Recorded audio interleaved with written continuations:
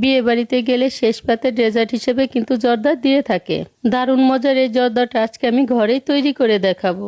আজকে আমি যে জর্দাটা তৈরি করে দেখাবো সেই জর্দাটার নাম হচ্ছে মুনতাজান জর্দা। কালারফুল এই জর্দাটা দেখতে যেমন সুন্দর, খেতেও কিন্তু অনেক মজার। জর্দা তৈরি করার জন্য এখানে আমি 2 কাপ পোলাওর চাল 10 মিনিট জলে ভিজিয়ে রেখে জলটাকে ঝরিয়ে নিয়েছিলাম।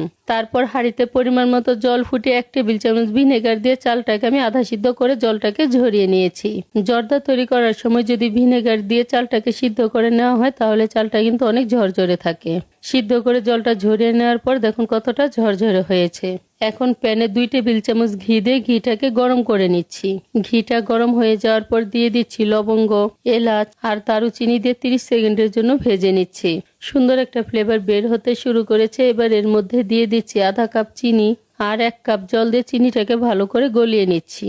চিনিটা দিয়ে প্রায় 2 মিনিটের মতো জাল করে নেওয়ার পর এবার এর মধ্যে দিয়ে দিচ্ছি 1 কাপ আনারস। এখন এই আনারসের টুকরোগুলো দিয়েও প্রায় 2 মিনিটের মতো জাল করে নিচ্ছি। তারপর দিয়ে দিচ্ছি পেস্তা বাদাম, কাজু বাদাম, কাঠবাদাম, কিশমিশ, কালো কিশমিশ আর আমসত্ত্ব। এখন সবকিছু খুব ভালো করে কিছুক্ষণের জন্য জাল করে নিচ্ছি। সবকিছু দিয়ে প্রায় 5 মিনিটের মতো জাল করে নেওয়ার পর এবার রান্না করে নেওয়া ভাতটা দিয়ে দিচ্ছি। তারপর হালকা হাতে ভাতের সাথে সবকিছু ভালো করে মিশিয়ে নিচ্ছি। তারপর 1 টেবিল চামচ কেওড়ার জল দিয়ে ভালো করে মিশিয়ে নিচ্ছি। কেওড়ার জলটা দিয়ে হালকা হাতে মিশিয়ে নেওয়ার পর এবার উপর থেকে 2 টেবিল চামচ ঘি দিয়ে দিচ্ছি। এখন ঢাকনা দিয়ে লো আঁচে 10 মিনিটের জন্য রান্না করে নিব। 10 মিনিট ঢাকনা দিয়ে ঢেকে রাখার পর চালগুলো ভালো মতো সিদ্ধ হয়ে গিয়েছে। এখন আবারও খুব ভালো করে মিশিয়ে নিচ্ছি। আর জর্দাটা কতটা ঝরঝরে হয়েছে তা দেখেই বোঝা যাচ্ছে। উপর নিচ করে ভালো করে মিশিয়ে নেওয়ার পর এখন জর্দাটাকে আমি সমান করে নিচ্ছি। তারপর পছন্দ মতো ফুড কালার উপর দিয়ে দিচ্ছি, যেরকমটা আমি করে নিচ্ছি। কালারগুলো দিয়ে দেওয়ার পর এবার উপর থেকে কিছু ড্রাই ফ্রুটস ছড়িয়ে দিচ্ছি। এখন কোনো নাড়াচাড়া করব না, এভাবে 10 মিনিটের জন্য দমে রেখে দিব। 10 মিনিট দমে রেখে দেওয়ার পর এখন জর্দাটাকে আমি হালকা হাতে মিশিয়ে নিচ্ছি। তারপর দেখুন জর্দাটা দেখতে কতটা সুন্দর হয়েছে।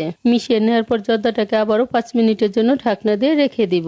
মুনতাজান এই জর্দাটা তৈরি করার সময় আপনাকে ধৈর্য নিয়ে রান্না করতে হবে, তাহলে কিন্তু এরকম ঝরঝরে হবে। তারপর আর কি 5 মিনিট পরে এটাকে আমি পরিবেশন করে নিয়েছি।